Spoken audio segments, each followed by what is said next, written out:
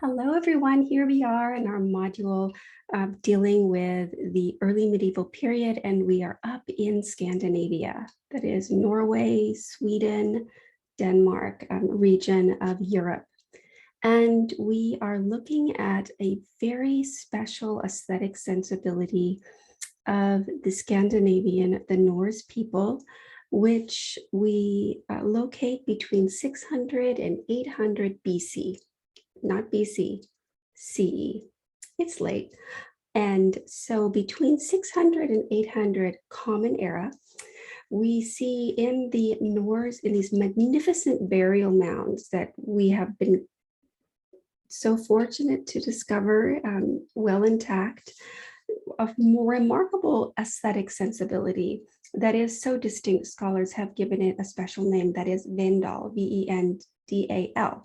So without further ado, let me go to share my screen, and we're going to look at a beautiful, one of my very favorite objects in the early medieval period. And I will share my screen now. Almost.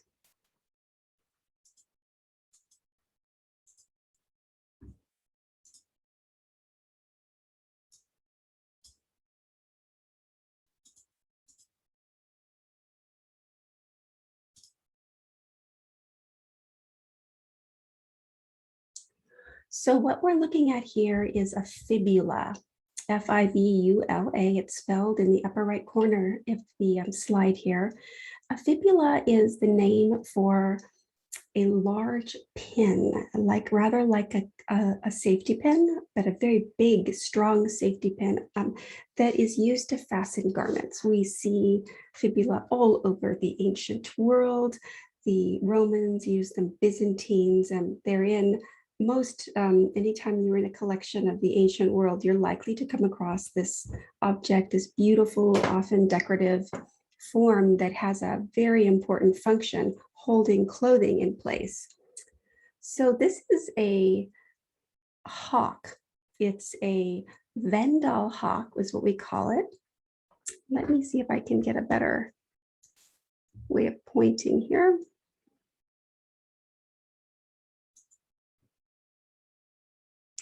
I have mixed feelings about a red dot, but maybe it doesn't look so bad to you in a recording because I want to kind of highlight.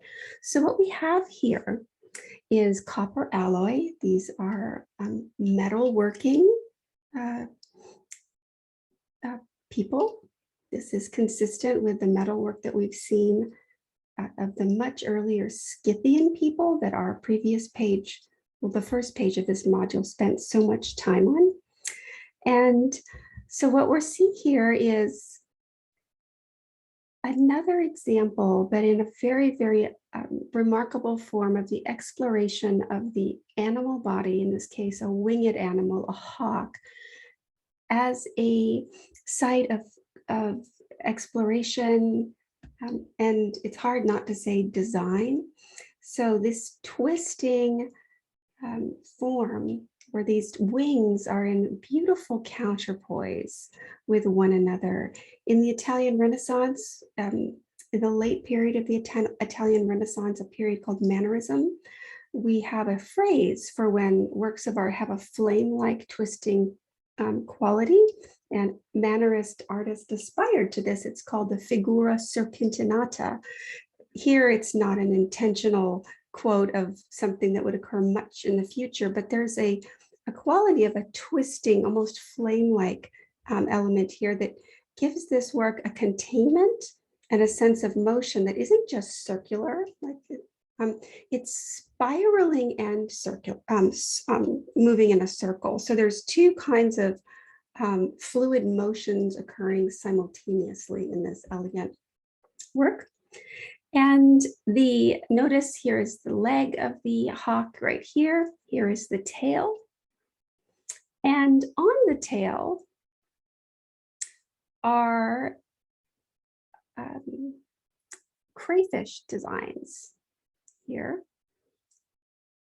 And if you go to the Metropolitan Museum website, and when you click on this image in your module, it will take you right to the Metropolitan Museum, and you can zoom in to very, very high resolution and look at this treatment of the surface of the metal. It's remarkable.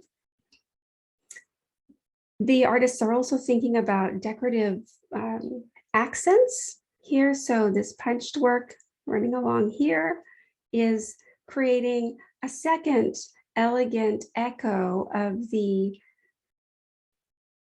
sinuous form of the wings. And notice how this our left wing comes to a very delicate, narrow, tapered point, and how this is completely balanced with this open tail that matches very proportionally the upper width of this this hawk's body. So there is an absolute aesthetic sensibility at work here, a consciousness of grace, a infelt grace, and an indwelling sense of harmony. Think, for example, when you move into a new home or a new dormitory room or a new room in general, you want to set it up in a certain way. You hang pictures on the wall. Suppose you arrange your desk.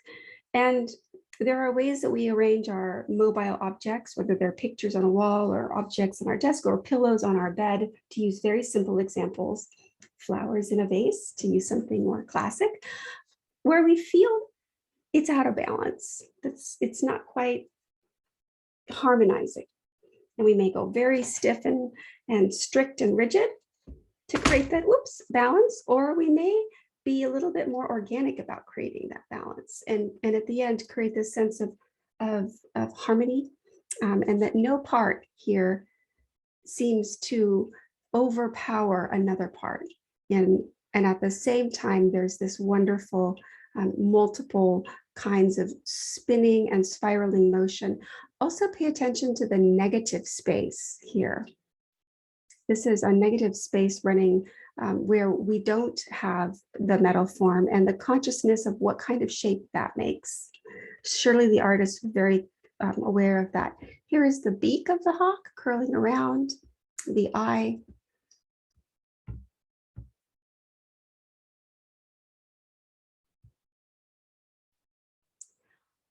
You saw these wonderful upward soaring eagles in your reading at the end of your first module page, where you learned about the Visigoths. And the Visigoths are a Germanic people that had moved down into the area around the Black Sea and are eventually more or less pushed back into Europe in some sense with pressures of other migratory people. The Visigoths, of course, and tempted by the wealth of Rome and its instability, so multiple factors, of course, but there is this constant pressure coming from these steppe people, dating back to the Scythians, but to the and of course the ultimately the Huns, of pushing constantly against the edges of this long steppe plateau, where these very, very skilled horsemen are moving at very rapid and comfortable pace on familiar terrain to make inroads into the south, into the Near East, and towards Iran, towards Western Europe, constantly pushing. And so with this, people who had settled in those areas are pushed in towards Western Europe. And inevitably, this is one of the variables that impacted the stability of Rome. So the Visigoths move along with the Ostrogoths. They're the same Goth people, but they have different names because of their different relations to Western Europe, specifically Rome. In any case, your reading does a great job talking about that. What we're looking at specifically is the aesthetic of Visigoth. And the Visigoth approach to creating that balance, that sense of, it's right when you set up your apartment or your couch or your clothes to some degree, is done in a way that focuses on symmetry and balance. So we have two even mirror images of wings here. We have even placement of these semi-precious and precious stones, garnets, crystals, perhaps lapis lazuli here, perhaps, and carved crystal here. The design aesthetic here is one of symmetry and a pattern, rather than this creative twisting that instead of the emphasis being on remarkable surface preciosity of gold and of beautiful inlaid mounted gems, semi-precious stones, the emphasis is on the artist's design itself, and the actual form becomes the jewel. It becomes a kind of jewel of the artist's creative work with the material to produce the design. So I just want to show you a detail. So here again is the hawk and the beak of the hawk. And because this garnet is polished and rounded, it has an uncanny quality of a living bird, at least to me. And around it's mounted with something called meerskamp. It's not something you need to know, but it is a meerskamp, which is a kind of substance, it's a mineral that one can find in floating, or once could find floating at the top of Black Sea, among other places, that works as a fixative and can be made to hold a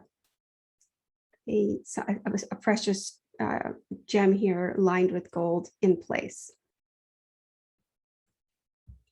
So two very, very different styles of this period, of the early medieval period, of these migratory people. And the Vikings, the Vendals are the Vendals, or at least their work, we call it Vendal, become the Vikings when at the end of the 8th century, the seafaring fishermen and traders who lived along the coasts of Denmark and Norway and Sweden suddenly took to the sea as explorers and pirates. Suddenly, because perhaps there was a lot less stability in Europe, perhaps, but we have some stability returning. So it's hard to say what drove the Vikings to set off and I quote, terrorize Europe with their high technology and their remarkable boats, or ships, which you're going to learn about further on this page. So they have this westward exploration and they become what we call the Vikings. And the style, the sinuous style that we see here doesn't disappear. We see it on Viking objects as well. But for now, I want you to really meditate on these two kinds of forms. These are like fingerprints of two different inner encounters with a bird and how to express it. And these very different forms of visual language that are distinct and recognizable, especially the numerous animal kind of forms that we've seen coming out of the Scythian, that we looked at in relation to the deep roots of the Scythian influence on the animal designs. But looking at these are two kinds of aesthetics. And in this class in our next module, we're going to look at Romanesque architecture primarily. So we're going to go from the very small, portable, metal and bejeweled objects to large cathedrals, which we call Romanesque because they are working and reviving elements of the ancient Roman period, the Greco-Roman period. But in Italy, where marble is used, especially, and we have all of these different groups now having settled throughout Europe from different tribal origins, what we have are the fingerprints of these different aesthetics, these different visual languages impressing themselves into stone on the pediments, on the cornices, on the column capitals of marble Romanesque cathedrals with great imagination, just like you see to the right especially, but also to the left, and energy. Marble is not nearly as difficult to work as metal. It's a fairly soft stone.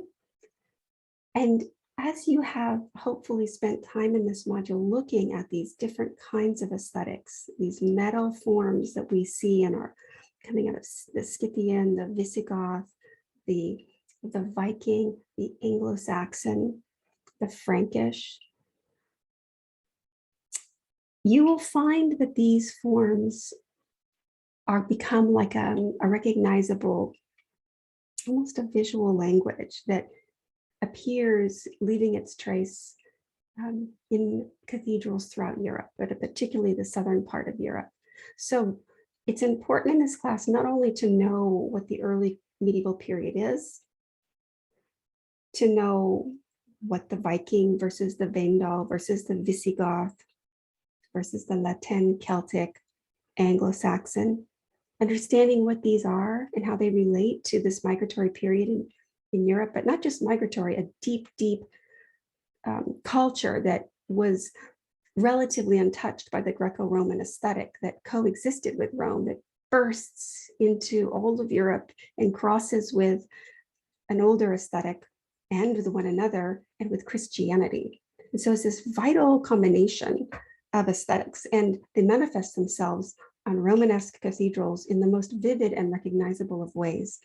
But they also express and find a home and a place as scribes and artists working to create books of the gospel books in particular need decorative solutions. And so you'll find when we look at gospel books in our next page, echoes and like resonances that don't exactly match what we're looking at here, but that touch upon it. So this is a kind of base grammar of the medieval period, early medieval period that you're setting in place now. Once we get to the Renaissance, we find this, there's a kind of interest in kind of purging and clearing away these kinds of forms to go back to a kind of fantasy, not fantasy, but a pure a pure Roman style, a pure Greco-Roman style. So the presence of these kinds of forms on architecture are seen as quote unquote barbaric. Fortunately, we have many standing and we can all enjoy them in Europe. So hopefully focusing in together for this time, maybe it will help you look again at the objects you've already studied and think about them in this way, because it's quite important. All right, so I'm enjoying all your think pieces and I am impressed with your exams. You are all, I'm sure, anxiously awaiting your grades. Those will come very soon. I'm sorry it's taken me longer than I expected. The exams are pretty long. All right. So thank you all.